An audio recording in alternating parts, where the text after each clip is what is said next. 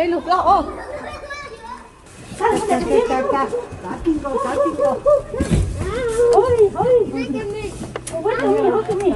Cái chặt ăn đồ nho này nó nho thì nho dẻo rồi.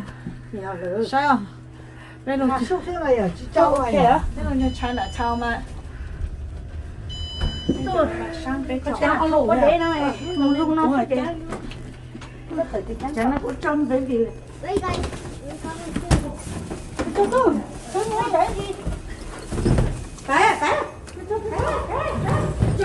À lọt bên ngà bây giờ pizza lùi mấy cho lùi à nó khô có cái rong cho cái chảy rồi cho ít cái khổng gì hết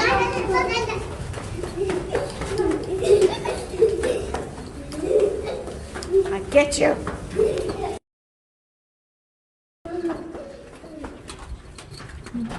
Go về mình.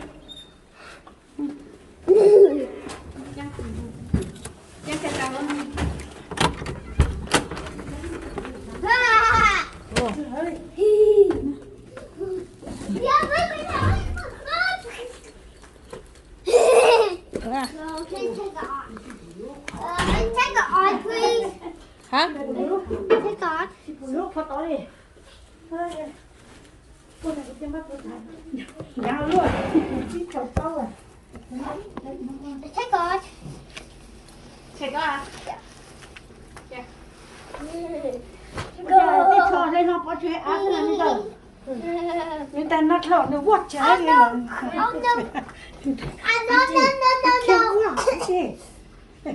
Một chiếc tàu này, một chiếc tàu kế này. Ok, một chiếc tàu. Ồ, con nè, con chỉ lái đi rồi lâu á. Nè, cảm ơn. Oh no.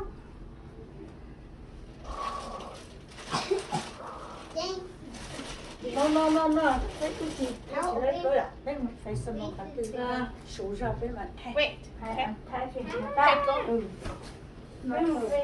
Nó to ha, chứ chuyện là nó. Hai đứa tuần luôn nó mới để tan cho rồi. Rồi nhà ngủ nó. Thôi. Mua bên này mà nào.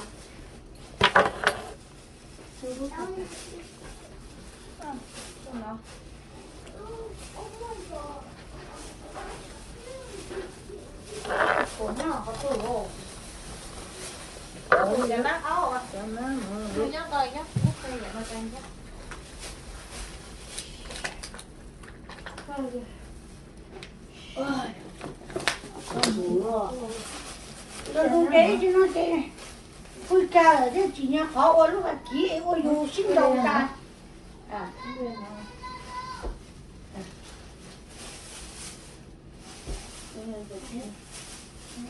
có khó rồi, tôi nhớ tỏ tên cho lúc lên nó sợ nhé, chân rồi nó to á, cái chợ nó sợ gì mà khó gì đó nó to lại mà nó không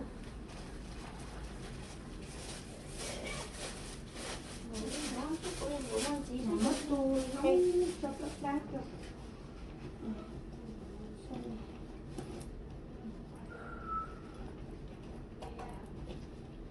không phải tiền muốn nòng của ta mà chuyện hai đấy nha. Tối giờ tối đi thôi. Là chị khó mà này. Chị cố non rồi. Ê sao ta chơi ở xuống này. Chứ mà ya lo ya lì chứ. Thưa cô nào cũng mấy lúc số lúc gì. Cô giờ cô nào lấy thôi nó hay nãy lúc xin mà hay à. Cho hổ á. Oh no. Được cất. Ăn đâu.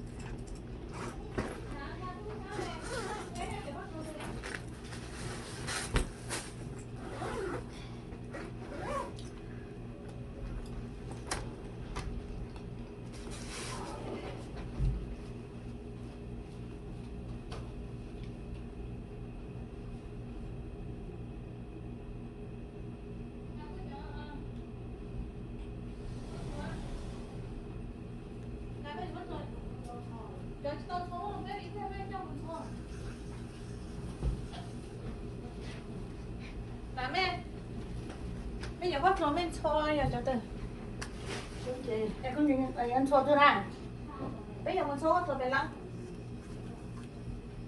em như mấy tại mấy chuyện xôi mấy cho em mấy nhà mấy hand wash rồi mấy bạn này hand wash nó vậy nhá mấy cho bé mình cho mình xôi cũng bảo lên cho mình anh cho lúc ăn chị nói special dry clean like that không chỉ mua special nữa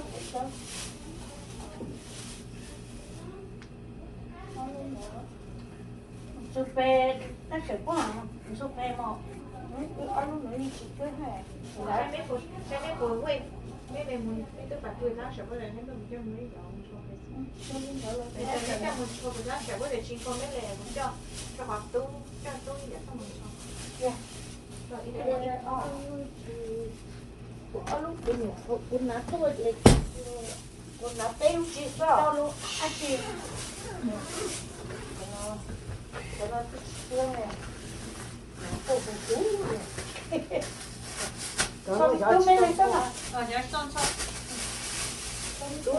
nào từ chỉ một tuần sau thì từ nhau ấy có một số có phần chụp cái bản cho có thường chị cô lên nhỏ rồi mua có lúc chị quần áo ăn luôn đấy bé mình xô bên lăng lăng nha con từ ra em bé mà lên tàu hay là sẽ lăng từ đề tài của tôi đúng không lái chưa mà bạn lên tàu rồi mới chỉ thì sẽ có tài cho nữa để các bạn hỏi đến một về tập là không muốn thu một về tập là có muốn chân cho à tôi chỉ có chơi số tôi chỉ muốn lao về về mông rồi thì rồi ha tập là bao cho hình số tôi nói phóng đâu ra bay sẽ bay biết là tên lai lai này chỉ một xí hở cho chị bữa tôi giờ mấy anh là chín số nó lo cái này chín số mà tên chỗ ít một số đi lại sẽ mấy này tôi về tôi chỉ tao cái nên số cái video tôi xin số thế này yes and that's why tên chỗ ít một số có rồi ok tên chỗ nữa nè ít tổ tôi cho không nhớ nữa chứ mà không nhớ nào này xuân cho không nhớ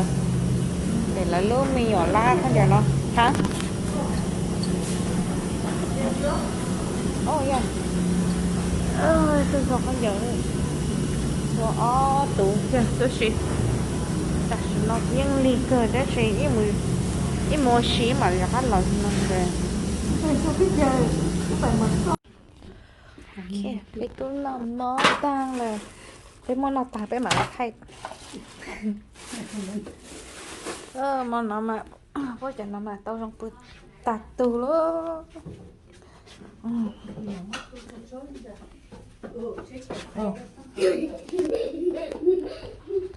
What are you doing? Let's go. khảo cha ya Let's go for corner. turn up lightly oh Yeah. Auntie go sleeping. No phone. yeah auntie say no phone See? Let's go. You want Auntie papaya on the butt? Huh? Oh, yeah, bự nó dạ. Bé bự nó để bị kỳ để bé bài bé sườn dù bài bé vậy mà. Bé kia bé sườn dù bài bé bài ra Fresno. Ok, chọc bé mà lấy bài bị Fresno nữa. Dạ. Ok. Nấu no giờ nấu trong. Ta tỏ kẹo ready nữa. Giờ bài Fresno. Tụi bây giờ không.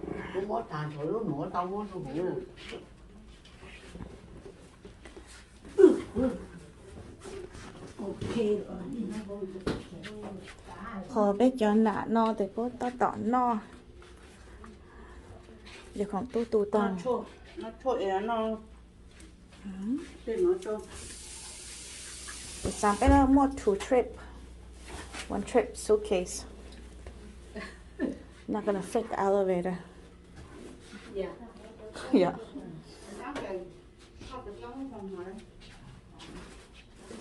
Bé tụi bây giờ không bây giờ bài đó.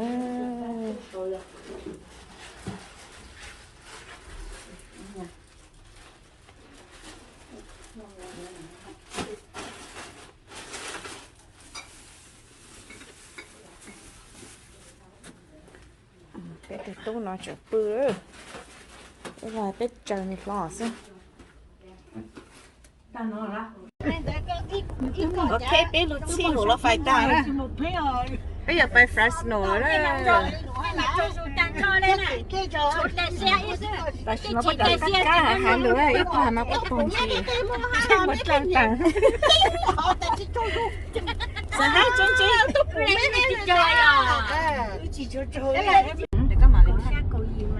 hai bye bye cho San Francisco rồi sớm mà hai luôn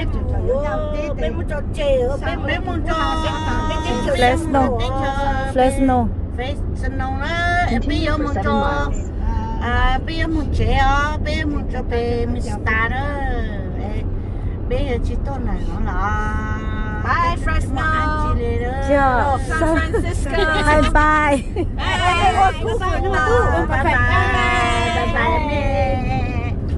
thế có cú người ta bây giờ làm cho sao nó bé mua Fresno bây giờ như bây giờ sao nó bây giờ như mấy lứa San Francisco nó ô cô lô đó chứ à con lô nhớ hồi sao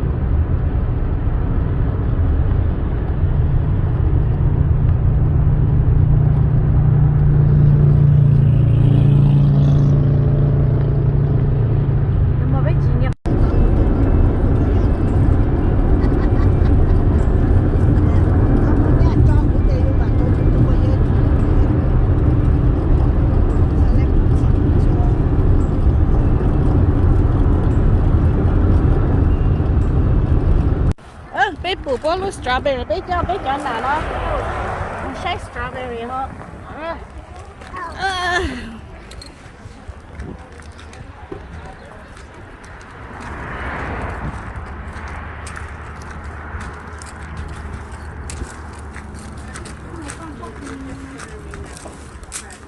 blood orange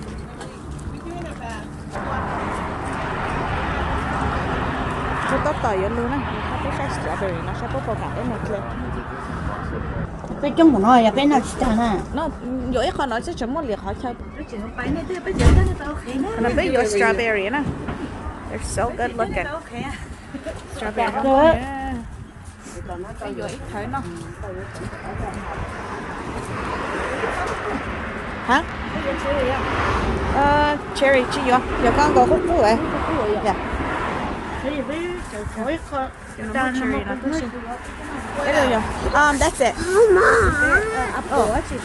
apricot cái gì biết luôn standard nó cho gì gas station nó cho gì nữa actually it's someone để biết một chú vậy nó Fresno đó Sanji come on let's go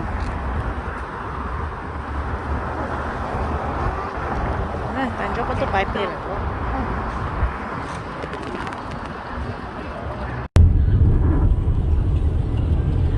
it's a Fresno surely go blow na thi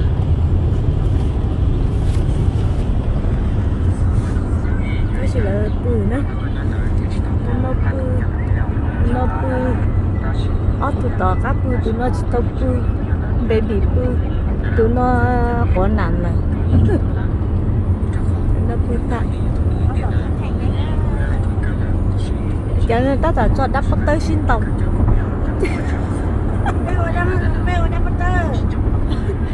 nên tất cả biết cho bác đáp bất tư bây giờ cho Fresno đó cầu blog là gì cầu blog là gì à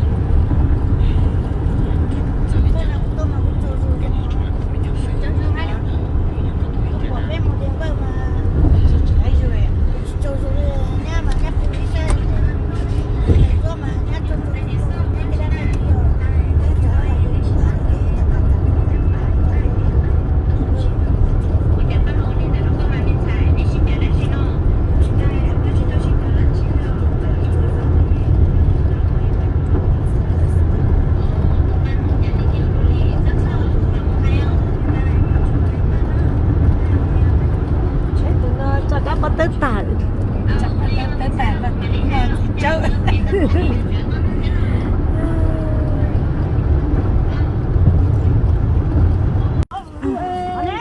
thế bé to chùa đó bé to chùa rồi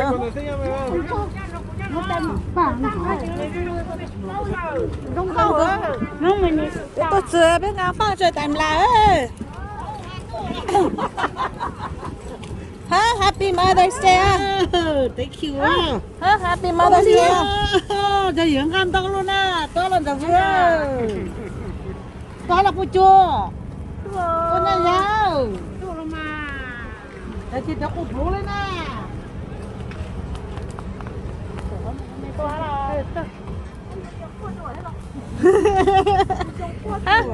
mà cũng ăn mấy chả mẹ lấy chả lấy rong cô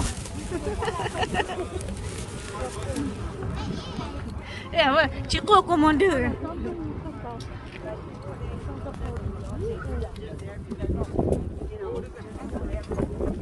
làm là lúc tiền cái lúc rong cô tiền à anh cho chị chở tay lên rong cô làm là mỗi nhà cái là phải thường chỉ mỗi nhà là bán lúc nào là 8 lá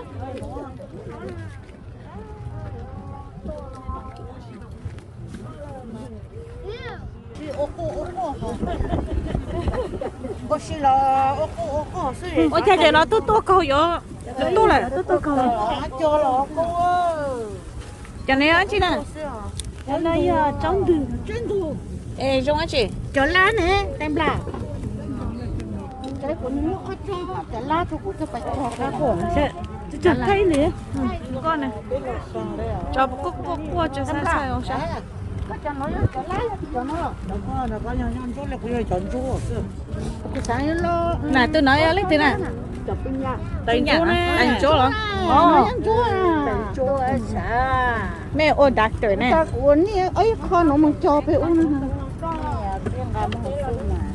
cái tập bốn này chọn chốn này kìa một chế để một chọn ta muốn ăn chứ mà muốn cái gì thông cái chọn ăn nhiều quá tay nè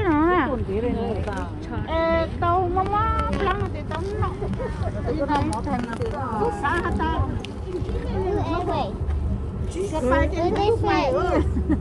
This is grandma too. We stay here with grandma for a second. Okay. Lại con trẻ con chờ thì nó xả cái tay lên đó. Say hi grandma. Say hi grandma. Có tu ha xả. Cái tu phải tu ha xả. Hả? Okay.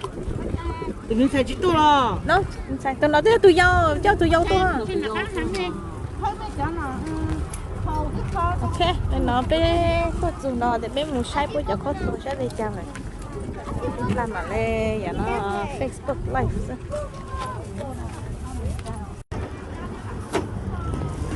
bé tôi chơi bé bán tạm lại và nó mua nửa lu tan là nó chú trẻ chẳng hạn cha của trẻ nó đây không lo phải nữa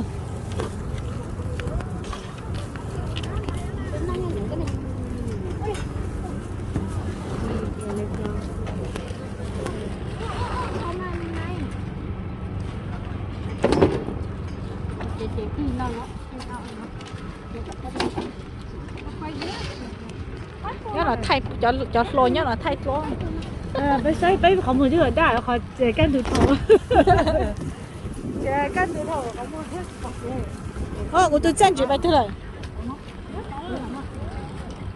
chân chị có bài chị bài qua à look at that huh?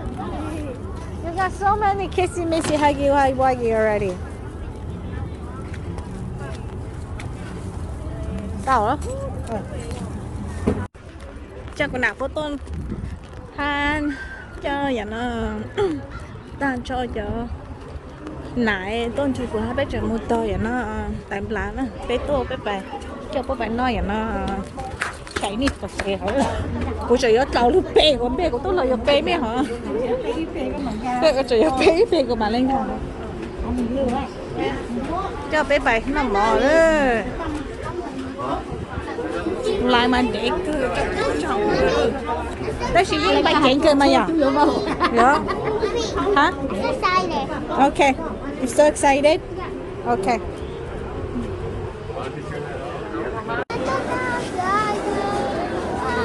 thêm cái to luôn hàm mỏ rồi nhá họ làm lại nhá nó hả có chợ ngõ chợ đâu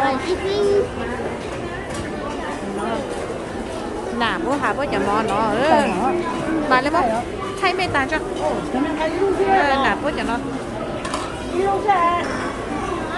con nào luôn con ngắn cơ mà ít đâu nhỉ nó mà lấy những trong thế đó cho những cái này cho ăn hẳn các khang xưa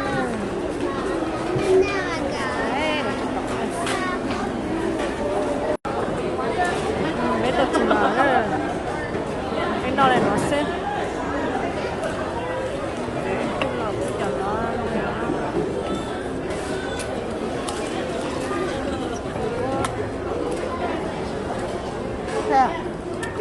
我觉得有上，没嘛，你懂吗？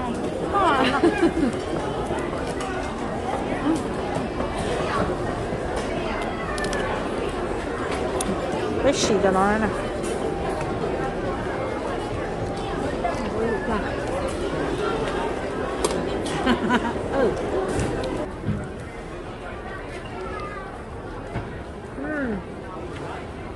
Pakai. Udah bangga itu nggak ya? Ini mau jalan nggak ya? Thôi giờ lấy số một con chó hay là Ayah. Kita kan tapi có con nát. Tapi juga con chó tao chế tôi mà yo. Yo là. Như tu. Bye. Cái bò mua. Cái bò cái gì? Nó đi chỉ nè. Nó chỉ nhắn nó cho con là chỉ có lấy hàng chuyện nó nọ mà. Nó để cho chicken skin. Chính là chicken đó. Nó cho nó à. Tụi nó này cả là nó đi sao? Okay, eat it.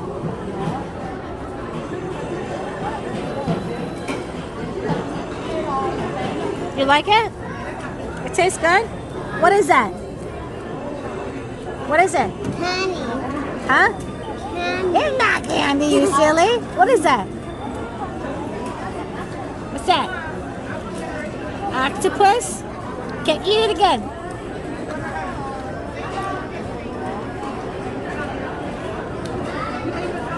You like it? Nên đã phải mình hết tiền chỉ sao tiền đó tiền đi. Nó để cái thâu hậu nữa. Mommy, we'll go home right now. Yeah, we'll go home in a little bit. Now your auntie. They, huh? Cái con thằng nó cái củ đó nó chỉ chút thọt to cái nắm này nè. Oh no. Biết nhà anh nó plan. Dạ nó lát cho plan này tôi biết chụp lát tới giờ tôi là gì nó. Mày tôi mình gì? Cái dạng cái mình mồm nó mà tuần xe. Ôi trời ơi biết sao bay. To rồi. Ôi trời.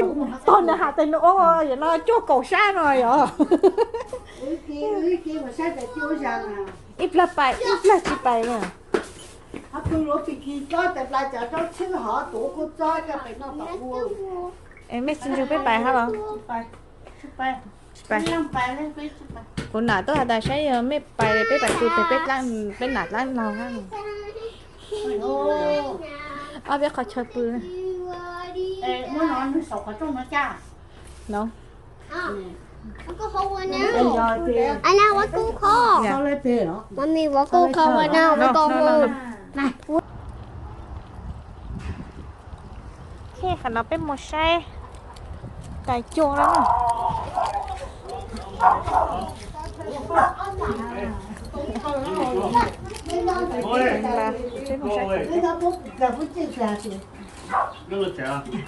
You scared of doggy? Con nào có nhớ chế là? Nào nhá nào. Hey, Mooney, go away. Nhớ từ tôi này chứ, chứ. Lúc trẻ. Lúc trẻ nó mỏ. Con lá. Cúm à. Nó sáng này to à? Thế, sáng này to à? Tại ở núi nồi nằm mò trộm tôi cho nó tại cho không. Liên này. ai sao cũng có thể thêm của test down. nhỏ ok ha. Chị mình muốn chai bế rồi. Nó biết chính trai à, chế bên chế tế rồi. Ok. Nó sẽ mình cho nên giá thay luôn lắm thay. Nhà suối rồi, nó cất tung lao ở con. Tu hỏi cô tu yêu. À, Ginger, you gotta take off your shoe, honey. Yeah, take off your shoe.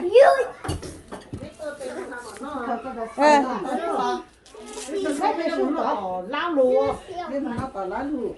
Cho bố muốn lo bên lăng tập lăng. Cô cho biết món nó cô cho biết chi lên này nó. Now see what else? Where can some Stop moving.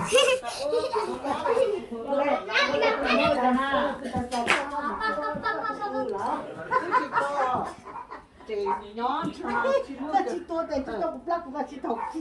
ồ nó hỏng rồi. Sao thế hả? Nó luôn. Nó hỏng. Ê, Nó thật chị tôi nó chị tôi từ là cô mà nói ê cô nhớ bà chút ha tôi cũng ta cũng mà hai đứa nhớ bà nó mà hai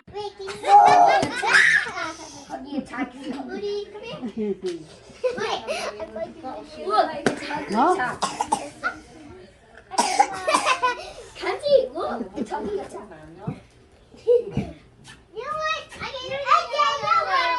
Chân chị trả tối cho phong như nó.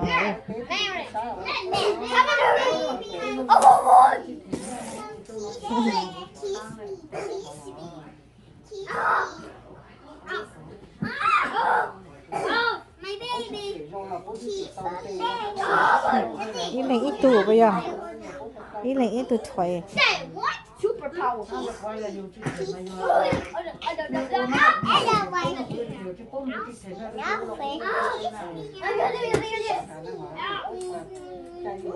What the? Chả lúc time la có chế đó. Tôi có thay chỉ cho anh nó có nhiều. Hey. Hả? cái gì mà cứ tắt hết rồi Bây giờ bữa ta tết rồi. Bữa ta tết rồi là tàu luôn. cái này cá của tôi xem này nè cá tôi xuyên thằng kia cá tôi chặt chỉ tàu nó phải cá chúng phải cá chúng luôn cá chỉ tàu nó lại xem cá Hi baby. Tôi là anh kia là cái sister đó. Cái sister đó cái cousin đó lấy thế. như tôi nắng đầu tôi tới nữa mà Trắng lò. Từ trắng lò cái ta chỉ nhỏ đó. Trắng lò trầu nó.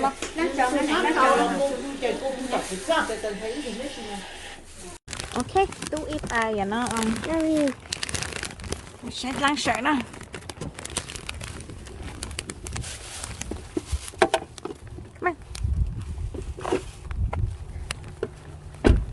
Over here.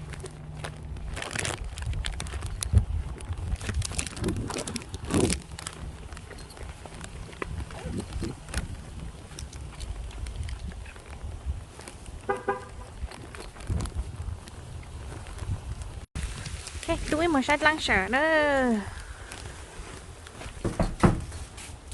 Open.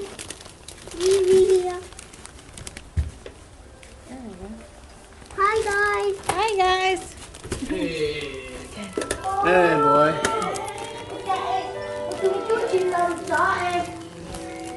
Here you go. Happy Mother's Day. oh thank you thank you Bố bụi thằng đó. Nhát trong bự, nhát trong bự, nhát trong tè.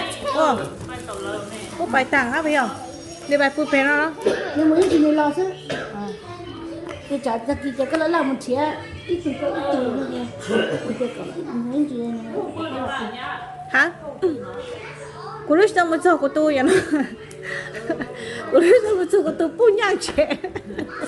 Cô cho bố một bó gạo này, cô cho nã tôi một bó gạo nó này, cô cho cả một thau cả cô nã tôi khôn lên. Cô một say cô tôi phun, cô một say vậy nó, cô tôi một say của ở tụi mình mi ở flu vậy nó bố nã bù này à. Xẻ này để bố của tôi để cô một say. Tốt mà lắm.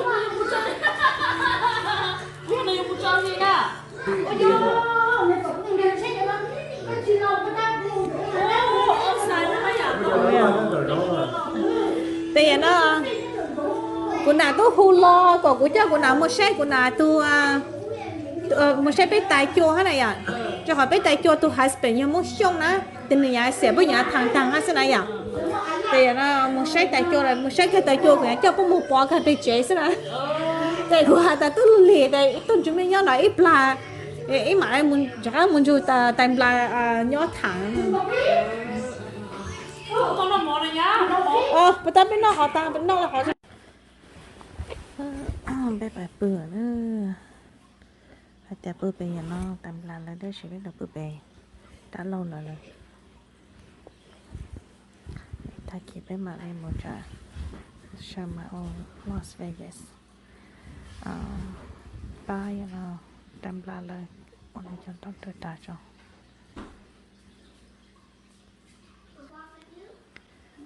để bé bạn đi Summer Las Vegas nè chung nó cái chung nó một phèn